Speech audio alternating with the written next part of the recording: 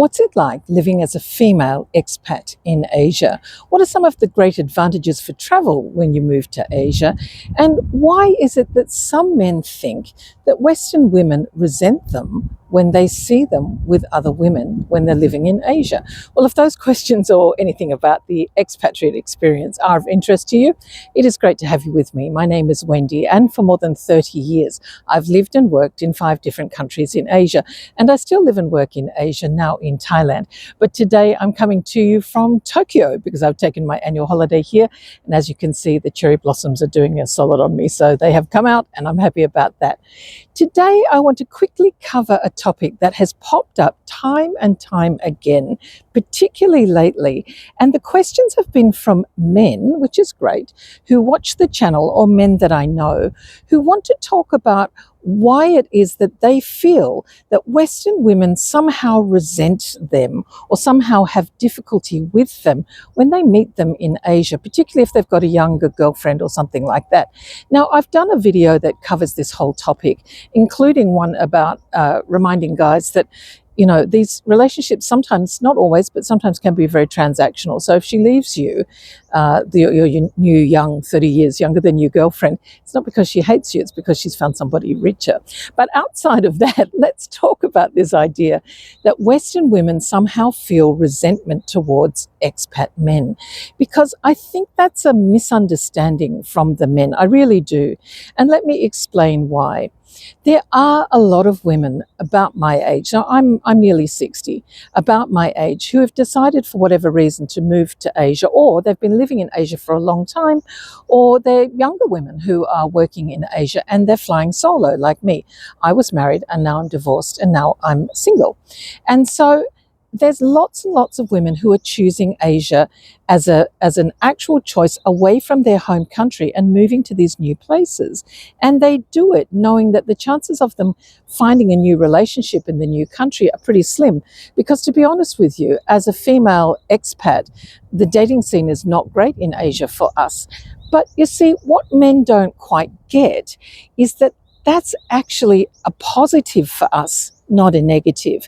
And let me explain what I mean by that. Remember a little while ago, there was a big kerfuffle when there was this sort of thing about if women were in the forest and there was a bear and a man, which one would they go with? And most of the women chose the bear.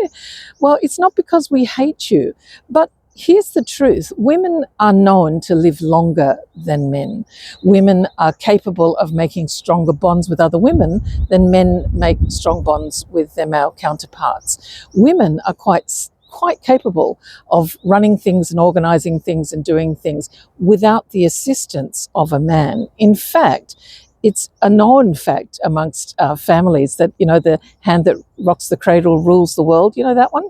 That comes about because it's known that women are actually very, very strong when they fly by themselves or when they need to organize things.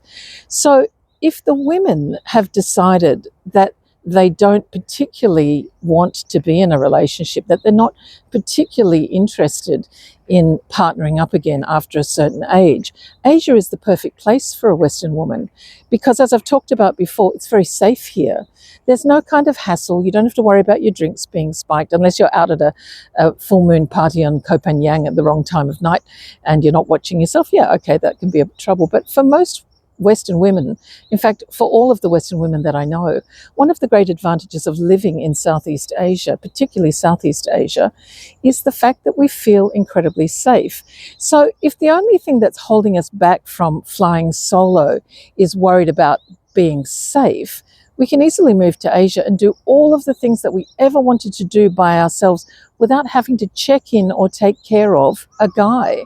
We're not resentful of the guys who come over and find themselves a new younger girlfriend. Have at it. We don't care.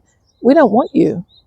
I know that sounds really harsh, but that's the choice we're making. We're making this decision not in spite of the fact that we won't find a partner in Asia, but sometimes we're making that decision because we know we won't, and there's no pressure to. There's nobody else looking over our shoulder saying, oh, Wendy's been single for a while. Isn't it a shame she can't find somebody? No.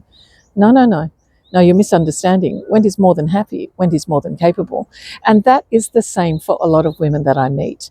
And I understand why the guys who ask that question, they're not being malicious, they're not even being sarcastic or contradictory. They just don't get it. Because for a lot of guys, the idea of not having a partner, someone to make sure that they get a good meal and that their clothes are cleaned and that they get sex. I mean, we have lots of toys that we can play with boys that don't require arms and legs and a head. Actually, sometimes the lack of speaking, that's actually more valuable.